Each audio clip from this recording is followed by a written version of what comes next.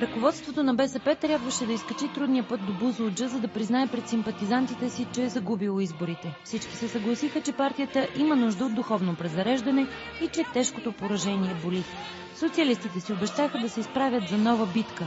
Битка, но вътрешно партийна, предстои на лидера на БСП Сергей Станишев. Бившият премиер отново ще се бори за водаческото място на конгрес на партията през октомври. Опонентите му са трудни – Румен Петков и Румен Овчаров. Станишев ги призова с блъсъка да се води очи в очи и да си кажат, цитирам, и правиците, и кривиците.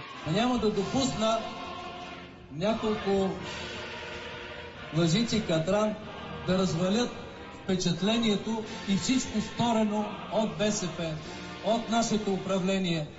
Станишев очаква честно лидерско състезание на есен. Вероятно тогава той ще се осмели да изтъкне успешното управление на БСП.